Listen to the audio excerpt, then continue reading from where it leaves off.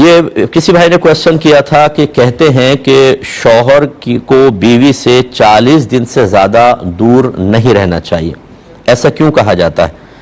फिर पूछा कि जो लोग बाहर के मुल्कों में रहते हैं, कई कई सालों तक वहाँ रहते हैं, फिर उनके बारे में क्या हुक्म शरअ होगा? देखें, ये असल में इसकी असल क्या है पहले वो अर्ज़ कर देते हैं कि हज़रत उमर फ़ारूक रज़ी अल्लाह ताला अन्हु जब मुजाहिदीन को भेजा करते थे जिहाद वगैरह के लिए, तो काफ़ी अरसे वहाँ पर उनको रहना पड़ता था।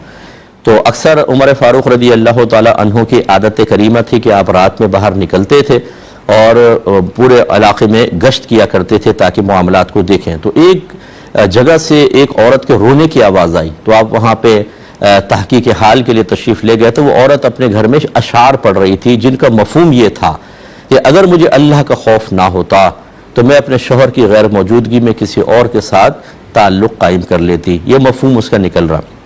हज़रत उमर फ़ारूक रज़ी अल्लाह ताला अन्हु ने उस औरत से बात की और पूछा कि ऐसा क्यों तुम कह रही हो? तो उसने कहा कि मेरा शौहर जिहाद पर गया हुआ है और मैं मतलब वो बहुत अरसा हो गया, इस वजह से पास गया और उससे जाकर पूछा कि एक औरत मर्द से कितने अरसे तक उमूमी तौर पर दूर रह सकती है? उन्होंने कहा 40 दिन। तो बस आपने ये मुकर्रर कर दिया, सॉरी 4 माह, माजरत 4 माह, तो ये 4 माह दूर रह सकती है, बस ये इतना है। तो आपने फिर ये एक कंडीशन लगाई, एक मतलब उसूल बना दिया कि हर मुजाहिद कम से कम 4 माह बाद अपने घर पर आएगा। तो ये गलबा जिन्होंने 40 दिन का कहा है, तो 40 दिन का तो कोई नहीं, 4 माह का ज़रूर है कि इस तरीके से हुआ। लेकिन ये उलमा ने बयान फरमाया कि ये उस वक्त है कि जब वापस आना मुमकिन हो, तो ये कि 40 दिन के अंदर अंदर जिस्मानी ताल्लुक़ कायम करना चाहिए।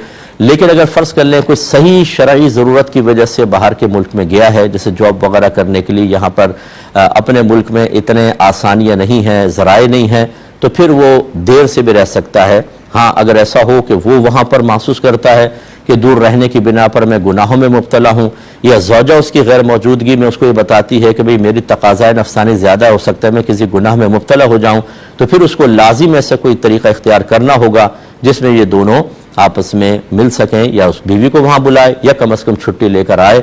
इस सूरत में फिर गुनाह होगा।